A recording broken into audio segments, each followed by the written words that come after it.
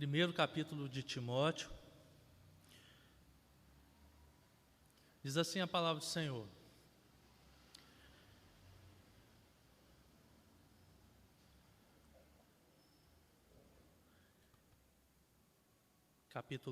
primeiro capítulo, a partir do versículo 3. Quando eu estava de viagem rumo à Macedônia, te roguei que permanecesses ainda em Éfeso, para admoestares a certas pessoas, a fim de que não ensine outra doutrina, nem que se ocupem com fábulas e genealogias sem fim, que antes promovem discussões do que o serviço de Deus na fé. Ora, o intuito da presente admoestação visa ao amor que procede de coração puro e de consciência boa e de boa fé, sem hipocrisia, desviando-se algumas pessoas dessas coisas, perderam-se em loquacidade frívola, pretendendo passar por mestres da lei, não compreendendo, todavia, nem o que dizem, nem os assuntos sobre quais fazem ousadas asseverações. Amém?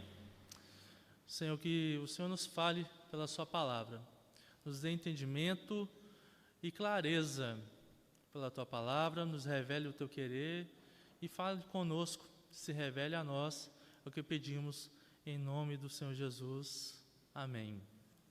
Amém. Os irmãos podem perceber nesse texto que é uma carta de Paulo ao filho na fé dele, que chama Timóteo. E Timóteo, ele morava numa cidade que chama Éfeso, né? Essa carta, ela foi escrita 30 anos depois que Jesus havia morrido, né? No ano 63 aproximadamente, após a convenção, né, depois de Cristo. Então, era uma igreja nova, né, que estava começando a caminhada, 30 anos, é uma igreja nova, né? E essa igreja nova, ela já estava colhendo alguns frutos da cultura, porque Éfeso era uma cidade grega com domínio romano. Então, essa igreja, ela emergia, era uma cidade cristã, de religião cristã, judaica cristã, de cultura grega e com a política romana. Imagina como que essa igreja cresceria, né? Então, Paulo, ao ver essa dificuldade, esse desafio da igreja, ele propõe uma carta falando sobre admoestações por causa da fé daqueles irmãos, né? Para que a fé daqueles irmãos fosse uma fé em algo sólido, em algo firme, e não na cultura, e não nas suas escolas, porque a cidade de Éfeso também era cidade de cultura, porque lá tinha uma grande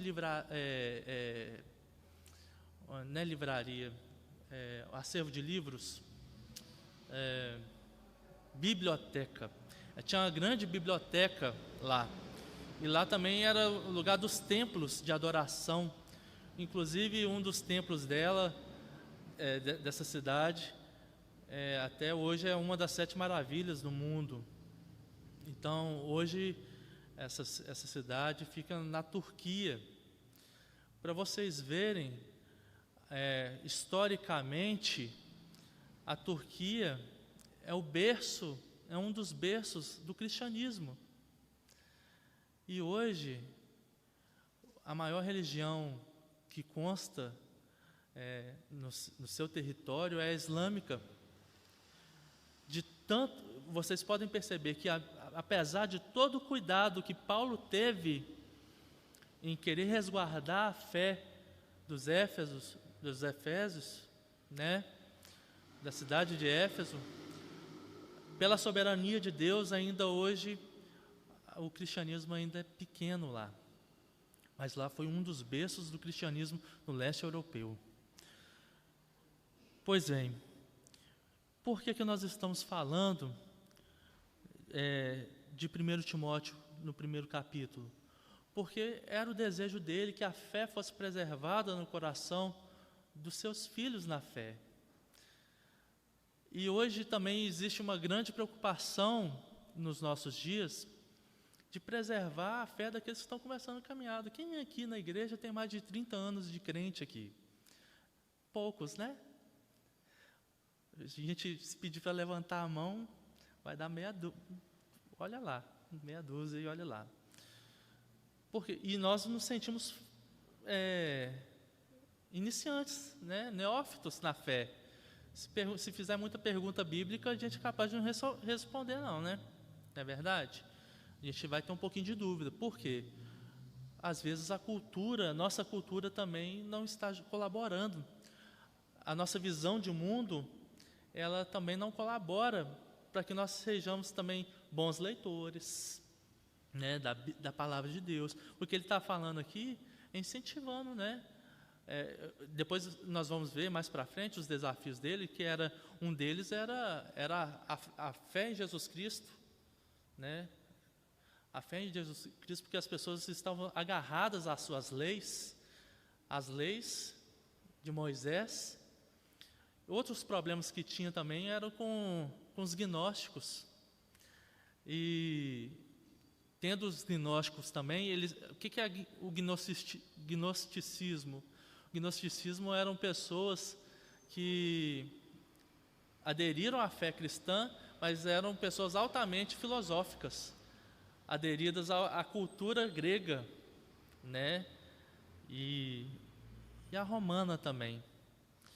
Então nós vemos que existe um grande desafio da fé, de defesa da fé, é superarmos talvez a nossa cultura ocidental, né? E eu trouxe um texto, eu gostaria também que os irmãos abrissem, que é Gênesis 3. E vocês vão saber por que eu vou falar de Gênesis 3, por que eu vou voltar lá na criação, por que eu vou voltar lá em Adão e Eva, sendo que o texto, eu estou falando de 1 Timóteo. Vocês vão compreender por quê. Gênesis 3, vocês podem continuar com a Bíblia aberta, que nós vamos voltar na Bíblia, nós vamos sair da Bíblia não, tá bom? Nós vamos ver a respeito da serpente que enganou Adão e Eva, não é verdade? Eu vou fazer a leitura do texto para a gente poder se situar melhor e eu explanar sobre os dois textos e a gente chegar a uma conclusão que vocês vão entender no final. Mas a serpente mais sagaz que todos os animais selváticos que o Senhor Deus tinha feito, disse à mulher: é assim que Deus disse, não comereis de toda a árvore do jardim? Respondeu a mulher: do fruto das árvores do jardim podemos comer, mas do fruto da árvore que está no meio do jardim, disse Deus, dele não comereis, nem tocareis nele, para que não morrais. Então a serpente disse à mulher: é certo que não morrereis, porque Deus sabe que no dia que dele comerdes, se vos abrirão os olhos, e como Deus sereis conhecedores do bem e do mal. Vendo a mulher que a árvore era boa para se comer, agradável aos seus olhos, e a árvore desejável para dar entendimento, tomou-lhe do fruto e comeu, e deu também ao seu marido e comeu. E abriram-se então os olhos de ambos, e perceberam que estavam nus, cozeram folhas de figueira e fizeram cintas para si.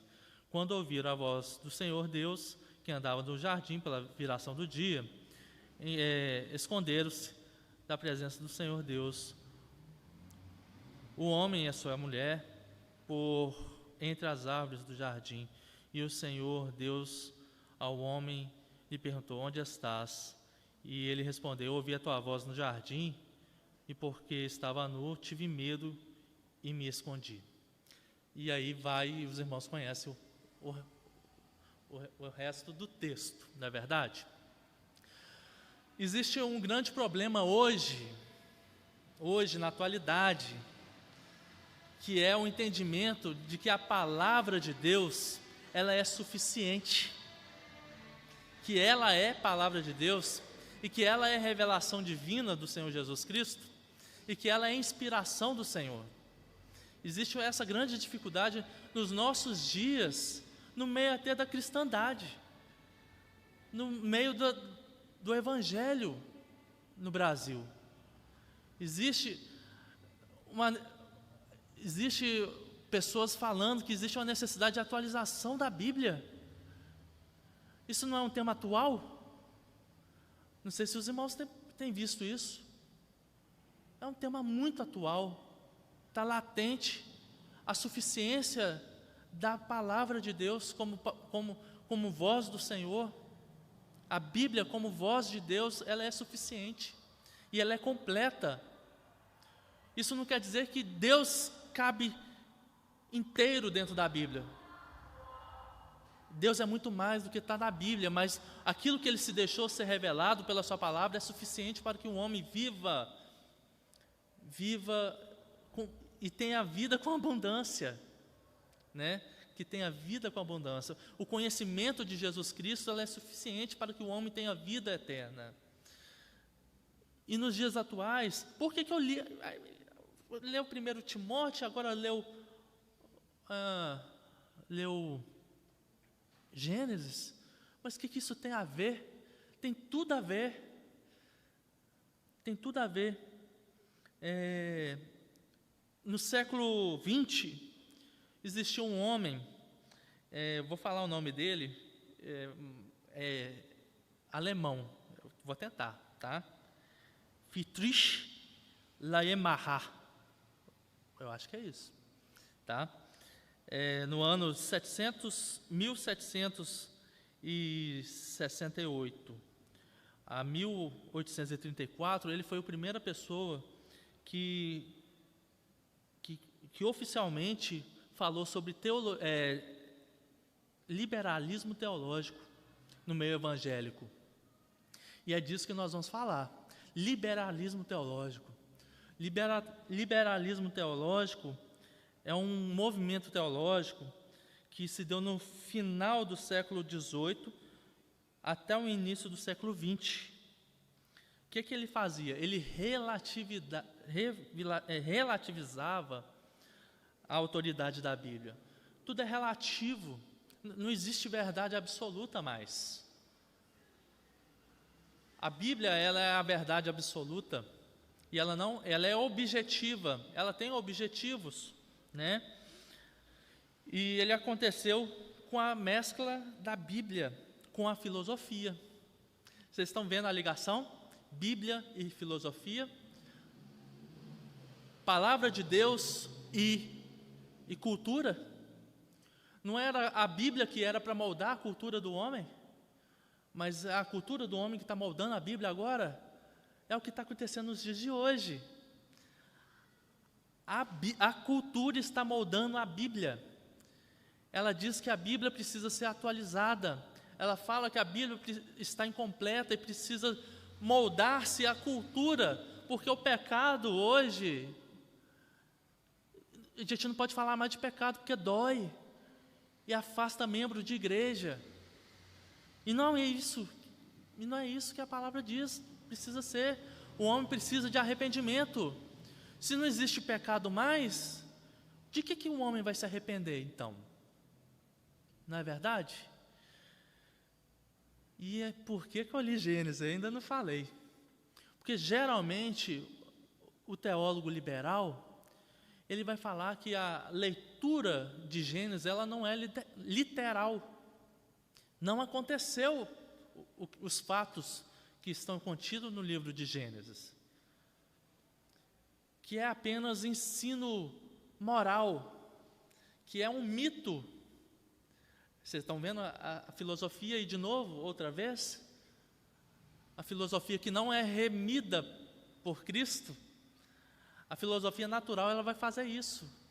Vai tirar aquilo que é sobrenatural da Bíblia, aquilo que é um mistério, aquilo que é espiritual, e vai tirar tudo isso e vai trazer apenas aquilo que é conteúdo moral. E é sobre isso que Paulo estava falando lá na frente em relação ao livro de Gênesis, e atrás em relação aos nossos tempos, né? E nós vemos que hoje aquela cidade qual Paulo estava zelando pela fé deles, a gente vê que o cristianismo foi engolido. Na Europa, onde que era o berço do cristianismo, hoje as igrejas cristãs estão virando o quê? Vocês viram alguma pregação assim a respeito disso? Parece que o Hernandes Dias Lopes falou sobre isso, mas eu já tinha lido a respeito disso. As igrejas estão virando boates no leste europeu, estão virando bares, as igrejas cristãs, por causa de uma má teologia, por causa de um mau entendimento da suficiência da Bíblia, porque extinguiram a fé da Bíblia, da igreja, tornaram apenas um livro de condutas morais. E quando você faz isso, você tira a suficiência de Cristo também. Por qual motivo Cristo teria que morrer por você? Se você pode ser bom, se você não é mau por natureza, se nós estamos bem em nós mesmos, em nossos próprios atos, na nossa própria bondade que não produz justiça nenhuma de Deus, né?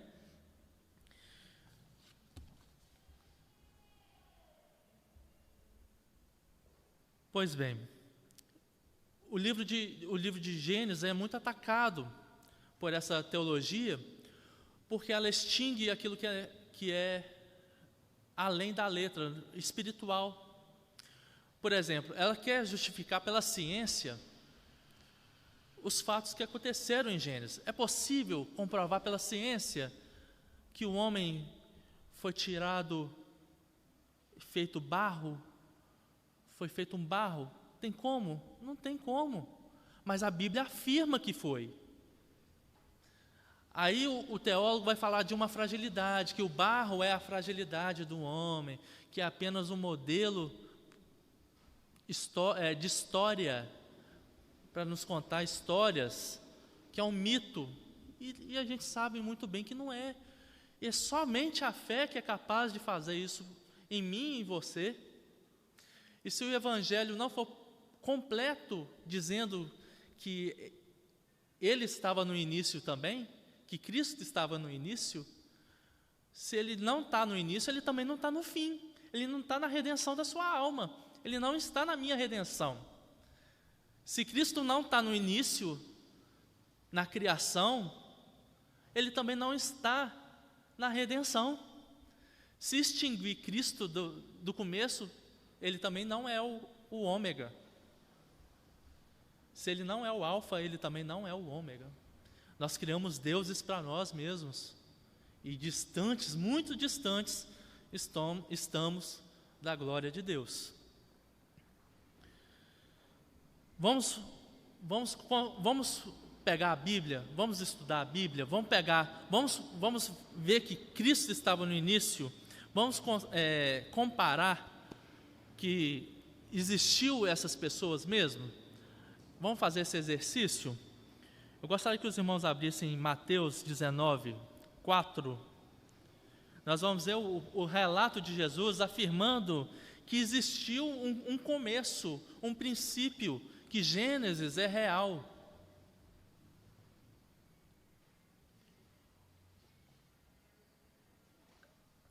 Livro de Mateus, Evangelho de Mateus, 19:4.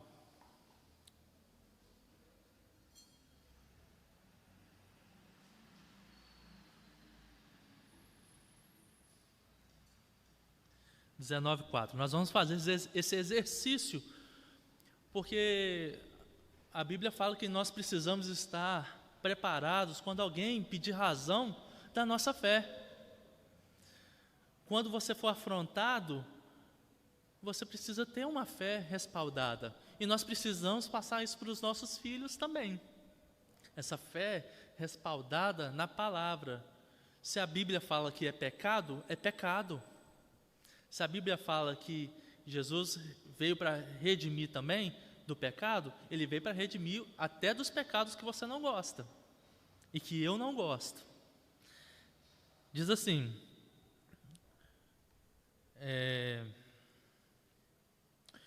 de modo que já não são mais dois, porém uma só carne.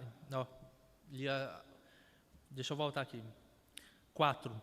Então Jesus respondeu a ele: não tendes lido que o Criador, desde o princípio, fez homem e mulher, e disse, por esta causa deixará um homem pai e mãe, e se unirá à sua mulher, tornando-se uma só carne? Então, evidência o próprio Cristo falando lá do Gênesis. Então não pode existir dúvida no crente de que existiu um Adão e a mulher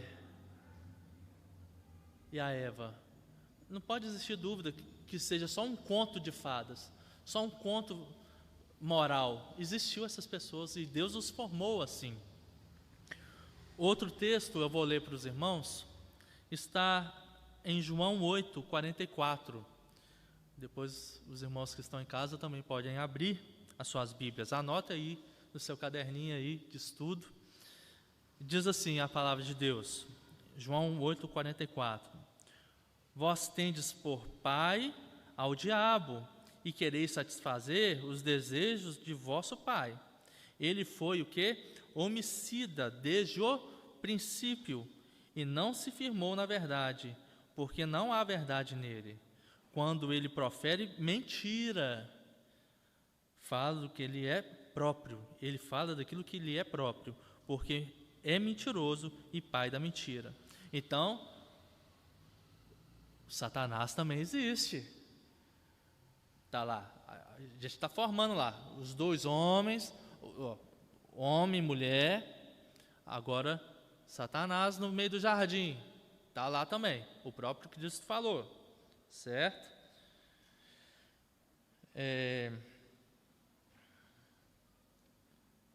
Romanos 5:12. Portanto, assim como um só homem entrou o pecado no mundo, e o pecado a morte, assim também a morte passou a todos os homens, porque todos pecaram. Então houve um pecado no meio do jardim. Não é história fictícia. Outro texto, e último por enquanto, Apocalipse 12:9. Vai dizer que, Apocalipse 12:9, e foi expulso o grande dragão, a antiga serpente, que se chama Diabo e Satanás, o sedutor de todo o mundo. Sim, foi atirado para a terra, e com ele os seus anjos. Então, desde o início também, a antiga serpente. Quem que é a serpente? Satanás. Se ele andou, a Bíblia fala que ele tinha quatro patas. Isso não importa para nós. Isso não vai fazer da Bíblia se hoje a cobra se é o mesmo animal, eu não sei. A Bíblia fala que é a serpente. Eu preciso de acreditar. Aquilo que a Bíblia não diz, eu não preciso de acreditar. Não é assim? A Bíblia fala, a própria Bíblia, se é aquela que nós seguimos, fala que a fé, ela vem o quê? A fé vem pelo ouvir da palavra de Deus. Nós não podemos falhar nisso. Nós, como igreja, não podemos falhar, porque a fé vem pelo ouvir a palavra de Deus. O eunuco, ele não sabia de nada, estava lendo Isaías. E Filipe, e aí, o que você está entendendo? Não estou entendendo muita coisa, não. Eu estou lendo aqui, mas não estou entendendo muita coisa, não. E aí, precisa ser lida e compreendida, né? Fazer o exercício da meditação, como diz o salmista. Precisamos meditar na sua palavra, né? Essas pessoas, o qual nós chamamos de liberais, elas entendem a Bíblia como uma forma de descrição como as coisas acontecem. Tipo assim, não é como as coisas aconteceram. Não sei se eu estou conseguindo explicar direitinho. O liberal, ele fala assim, as coisas acontecem dessa forma. Então, o que você leu é só para ensinar, falar daquilo que acontece na vida social das pessoas. Já o crente, o que tem a sã doutrina, que tem uma palavra sã, saudável, ele vai entender que a Bíblia, ela conta uma história literal, que fatos aconteceram e que eu posso tirar resultados espirituais dela. Ou seja, ela é completa. Ela me fala de um acontecimento literal, mas ela me traz resultados espirituais. Porque a Bíblia é espiritual também. O homem carnal, ele entende só as coisas carnais.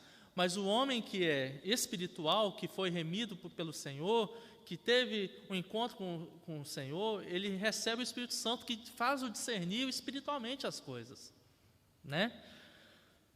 Então, uma pergunta: existiu Deus fez o boneco de barro? Fez.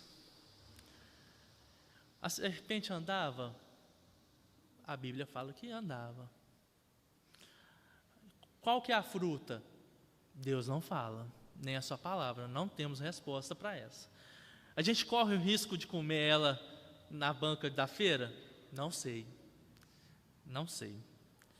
A gente vê também, aí as pessoas vão esses mesmos, os quais nós estávamos falando, que mistura a teologia com a filosofia carnal, não remida pelo Senhor, eles vão falar e cadê os anjos que estavam no jardim?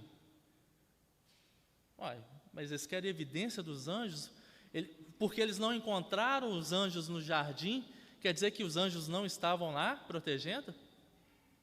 Então eles vão anular também que existia um anjo na porta do sepulcro. Não é verdade? Se ele anulou o anjo que estava na porta do jardim, que aquilo lá não existiu, então eles vão anular o anjo que estava na porta do sepulcro também, porque ele também não está lá. E o sepulcro está vazio. E nem Cristo está lá também. Então, é vã a nossa fé também? Essa é uma pergunta. Então, Mateus 28, 5 e 6 vai dizer: mas o anjo respondendo, disse às mulheres: não tenha medo, pois eu sei que buscais a Jesus que foi crucificado. Ele não está mais aqui, porque ressuscitou, como havia dito, vinde e vede o lugar onde o Senhor jazia, onde que o Senhor estava, né? Então, nós vamos duvidar também da ressurreição do Senhor? Eles duvidam. As mesmas pessoas que hoje dizem que a Bíblia precisa ser atualizada, certamente acreditam que é só um conto moral a morte de Jesus Cristo, que nós também precisamos de morrer todos os dias, E não é isso.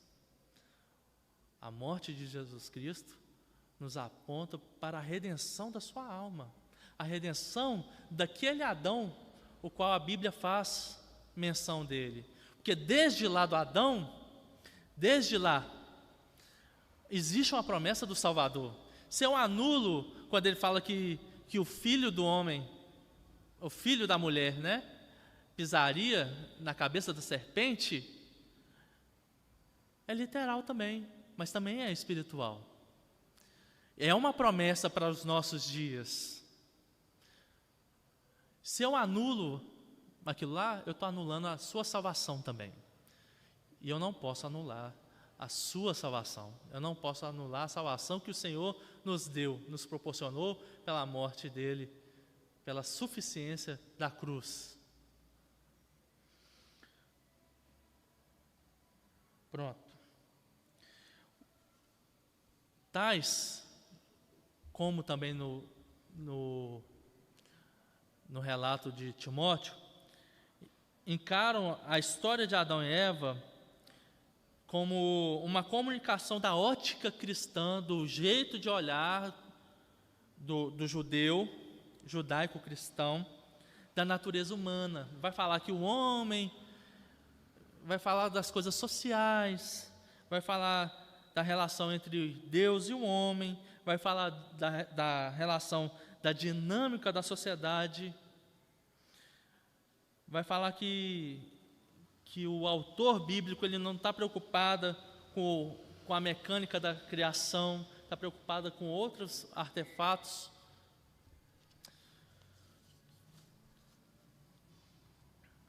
A Bíblia, aí nós vamos diferenciar as coisas. Os estudiosos da Bíblia, os teólogos bíblicos, eles vão afirmar que a Bíblia ela é literal quando não há mais elementos que consideremos simbólicos.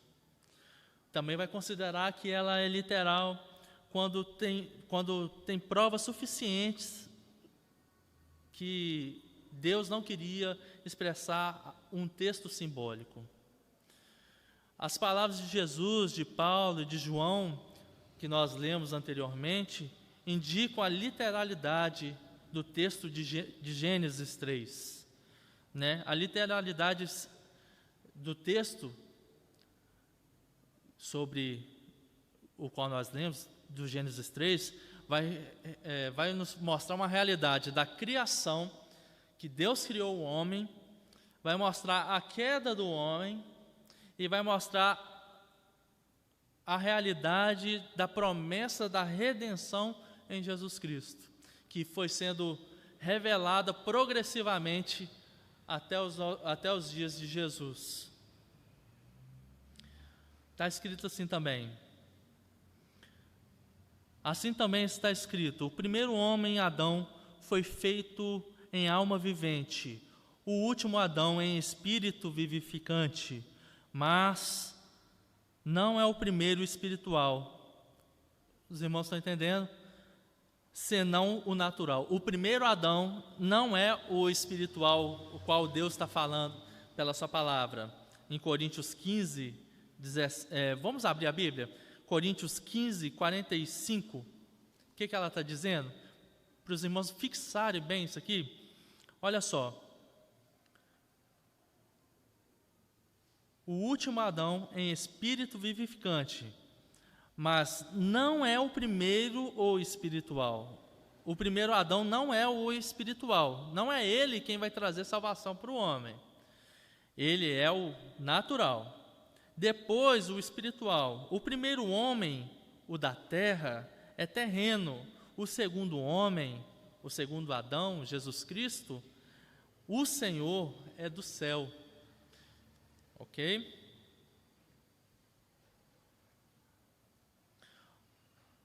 A ressurreição de Cristo também ela poderia ser comprovada pela ciência? Também não, mas é pela fé, né?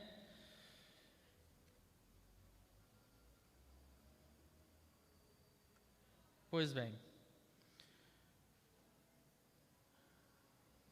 Vamos abrir a palavra do Senhor em 1 Timóteo, vamos continuar. Mentirosos, perjuros e para tudo quanto se opõe à sã doutrina. O problema era esse. O problema então da igreja, o problema ao qual Éfeso estava passando era esse. Eram homens mentirosos, homens pecadores que queriam perverter a sã doutrina para que eles pudessem ter a consciência livre para pecar. E é isso que fazem com a Bíblia hoje. Querem modificar a Bíblia, querem atualizar a Bíblia, querem fazer a Bíblia ficar mais light para poder pecarem tranquilamente, para que ninguém possa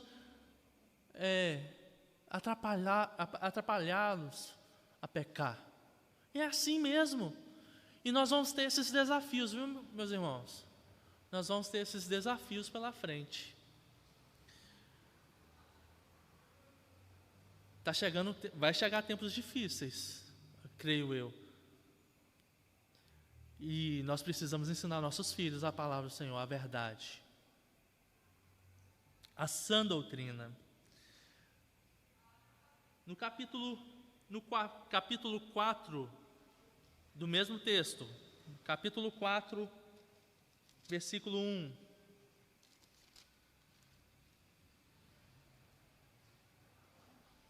O que está escrito aí? Capítulo 4, versículo 1. Ora, o Espírito afirma expressamente que nos últimos tempos alguns apostatarão da fé, se afastarão, negarão a fé, por obedecerem a espíritos enganadores e a ensinos de demônios, pela hipocrisia dos que falam mentiras e que têm cauterizado a própria consciência. A Bíblia precisa ser atualizada ou ela está muito atual? O que os irmãos acham? Está muito atual. Não existe necessidade de atualizar, não. Ela está falando verdade. E Martinho Lutero falava, acho que é Martinho Lutero, agora eu tive dúvida. Um teólogo disse que se não foi Billy Graham, se não me engano, que a Bíblia é mais atual do que o jornal que vai sair amanhã. E é. Porque tem as suas mentes cauterizadas. Quem acha que o Evangelho é só amor, e é graça pura, que não ofende, que não vai ofender o homem, que não vai mostrar ao homem que ele é pecador, eles estão com a mente cauterizadas, já foram enganados, já apostataram da fé. É o que a Bíblia está dizendo. Eu não estou falando nada contrário do que a Bíblia está dizendo. Eu não posso falar de mim mesmo, eu não posso ofender ninguém aqui, eu não posso falar de ninguém, mas é a Bíblia que está falando, é ela que está acusando, é ela que está denunciando o pecado do homem. Capítulo 6,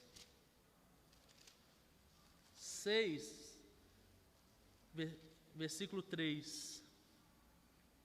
Se alguém ensina outra doutrina e não concorda com as sãs palavras de nosso Senhor Jesus Cristo e com o ensino segundo a piedade, é infatuado, nada entende, mas tem mania por questões e contendas de palavras, de que nascem inveja, provocação, difamações, suspeitas malignas, altercações sem fim, por homens cuja mente é pervertida e privados da verdade, supondo que a piedade é fonte de lucro.